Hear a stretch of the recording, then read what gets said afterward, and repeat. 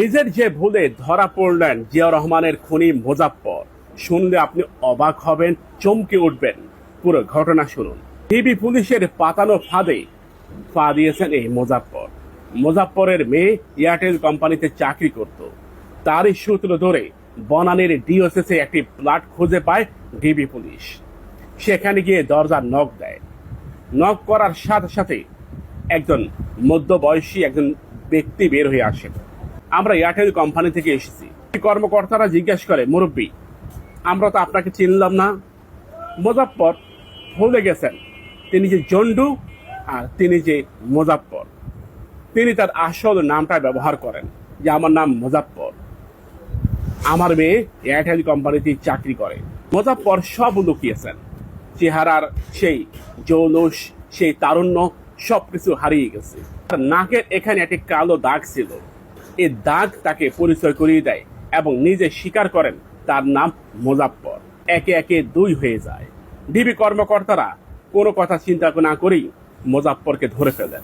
তার হাতে হাত কড়া করিয়ে ডিবি কর্মকর্তারা জানান তারা ডিবির বিশেষ টিম। এবার একটু পিছনে যাই।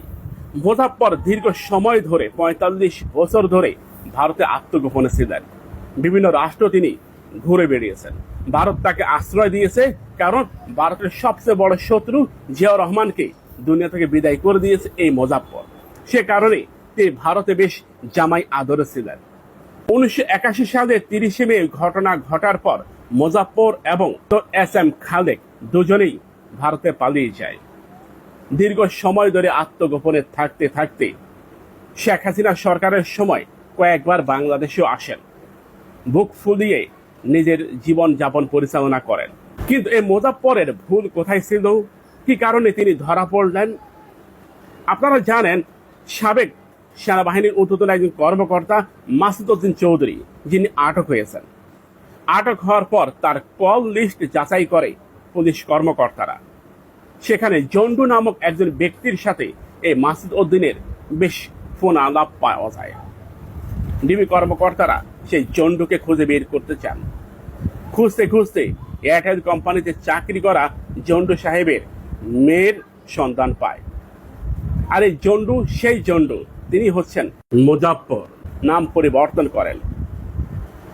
সেনাবাহিনীর ঊর্ধ্বতন কয়েকজন কর্মকর্তার সাথে এই মোজাফফরের ভালো যোগাযোগ ছিল। জিয়াউর রহমানকে যারা দুনিয়া থেকে বিদায় করে দিয়েছে, সেই সমস্ত হত্যাকারীর জীবন যাপন, ফাইল, এমনকি তদন্ত যত রিপোর্ট ছিল সব গায়েব হয়ে গেছে। তারা এটা ধরে নিয়েছিল এই মামলা আর কখনোই অগ্রগতি পাবে না। ভিডিওটা শেয়ার করুন এবং চ্যানেলটিকে সাবস্ক্রাইব করে পাশেই থাকুন।